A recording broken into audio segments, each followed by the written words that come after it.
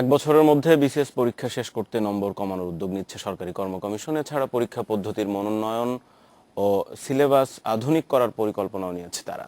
আগামীতে বাংলার পাশাপাশি ইংরেজিতেও তৈরি হবে প্রশ্নপত্র। সরকারের ২৭টি ক্যাডার সার্ভিসে নিয়োগ হয় বিসিএস পরীক্ষার মেধা তালিকা থেকে।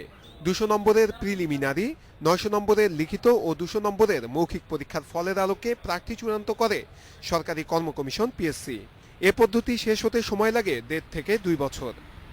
এ অবস্থায় ১ বছরে প্রক্রিয়া শেষ করতে পরীক্ষা পদ্ধতিতে সংস্কার আনছে পিএসসি। কাজ করছে বিশেষজ্ঞ কমিটি। এরই মধ্যে কিছু পরিকল্পনাও দিয়েছেন তারা। এতে লিখিত পরীক্ষা ৯০০ থেকে কমিয়ে ৫০০ এবং মৌখিক পরীক্ষা হবে ১০০ নম্বরে। এসব সুপারিশ চূড়ান্ত আকারে শিগগিরই পাঠানো হচ্ছে জনপ্রশাসন মন্ত্রণালয়ে।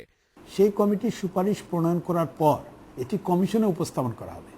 কমিশন এই সুপারিশগুলো বিবেচনা করে দেখবে যে কোন কোন সুপারিশগুলো আমরা গ্রহণ করতে পারি। এসব পরিবর্তন ধীরে সুস্থে বাস্তবায়নের কথা জানিয়ে পিএসসি বলছে, জটিলতা কমাতে পরীক্ষার ফল প্রকাশের উদ্যোগ নেওয়া হচ্ছে ডিজিটালভাবে।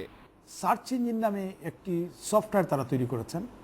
খুব কম সময়ে একই ক্যাটাগরির যে পদ আছে সেগুলোতে মেধা তালিকা যারা যাবে, মুক্তিযোদ্ধা এবং নারী, ক্ষুদ্র নৃগোষ্ঠী অথবা প্রতিবন্ধী, এগুলো বাটন টিপেই আমরা ফলাফল পেতে পারবো। বিশেষজ্ঞ কমিটির সুপারিশ বাস্তবায়ন হলে সরকারি চাকরিতে নিয়োগ জটিলতা অনেক কমে যাবে বলে মনে করছেন শিক্ষাবিদেরাও।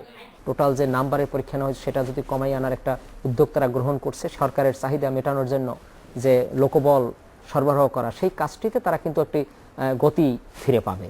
পাশাপাশি বিসিএস পরীক্ষার খাতা শিক্ষকদের বাসায় নিয়ে দেখা বন্ধে বিশেষজ্ঞ কমিটির সুপারিশ গুরুত্বের সঙ্গে নিয়েছে সরকারি কর্ম কমিশন।